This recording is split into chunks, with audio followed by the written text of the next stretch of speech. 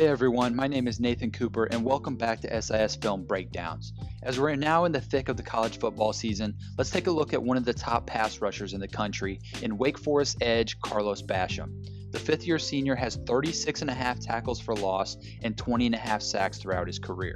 He had a streak of 23 consecutive games with a tackle for loss come to an end a few weeks ago against Syracuse. However, it was the longest streak in the country by far at the time. He started 2020 with a sack in each of the first 5 games for the Wake Forest defense, and last week announced his acceptance to play into the Senior Bowl. A versatile defender, let's take a look at where Basham usually lines up.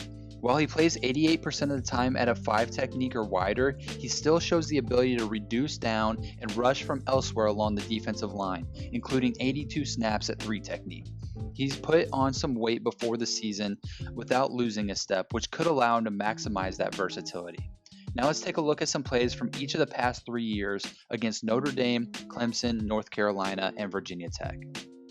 Let's start by watching some pass rush clips from Basham, first from the 2018 Notre Dame game. Basham is lined up here to the right side in a 7 technique over the tight end.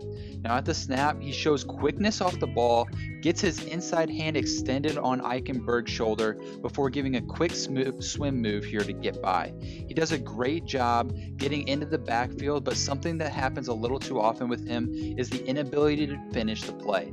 He's able to get a hand on the quarterback here, but falls off, unable to come away with a sack. Let's stick with the same game and now watch him rushing from a 5 tech lined up against Eichenberg yet again. At the snap, Basham starts outside and does another good job here of getting hands-on and extending at the point of attack. Once he gets leverage and gets Eichenberg pushed back, Basham gives a little arm over move back to the inside, giving him a clear lane to the quarterback. This time he's able to finish the play and convert on the sack. Now let's move to 2019 and watch him against North Carolina. He's lined up in more of a 9 technique this time to the offense's left. Off the ball, he's quick and also shows good power and explosion. This time he splits the tackle and guard, giving another arm over to the tackle while knifing through the B gap. Even though 63 gets a push on Basham from the side, Basham shows the balance and strength to not get pushed out of the play, sticking his foot in the ground and bursting to the quarterback for a big time pressure on 3rd down. Let's shift to 2020 now and watch from the game against Virginia Tech. This time he's lined up to the offense's right in another 9 technique. At the snap, he explodes off the ball and again gives a swim move around the edge. If you're wondering if you're noticing a theme, you are, because Basham loves to swim move a lot. It works again this time on the edge as he gets his right hand over and down quickly.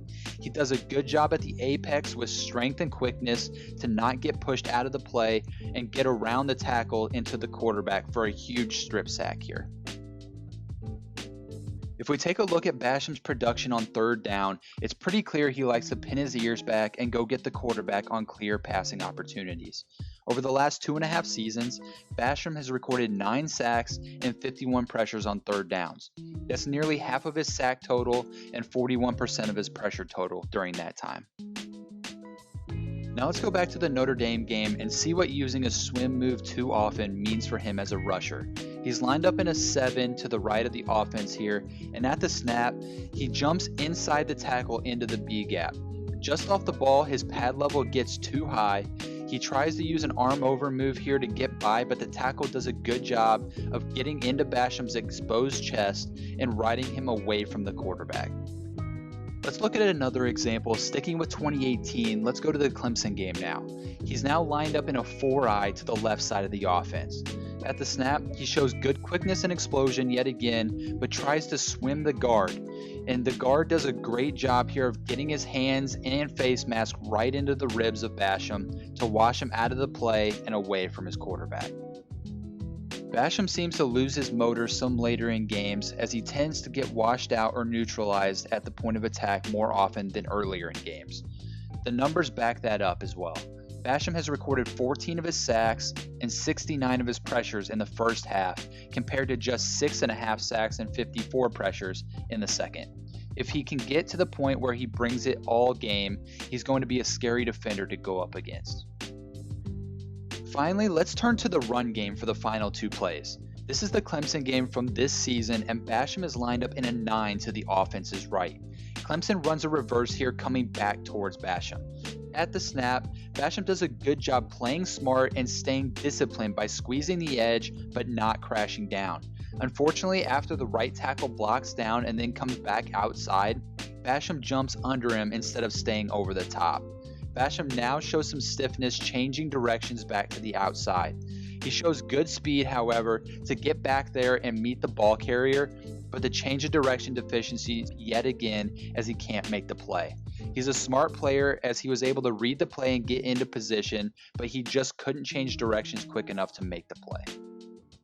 Let's finish up on a good note against Virginia Tech earlier this year. This time Basham is in a 2-point stance on the edge over the tight end. At the snap, he gives an arm over yet again, but is quick with it to get by the on-ball tight end. Once he contacts the off-ball tight end, Basham shows good balance and lateral strength not to get washed out and stay on his plane as he crashes down to make the tackle on the running back for a minimal gain. Basham is a high FBI player with good strength at the point of attack who flashes elite pass rush ability, but a high pad level, inconsistent motor, and some limited flexibility leads to him getting washed out too often and struggling to change directions.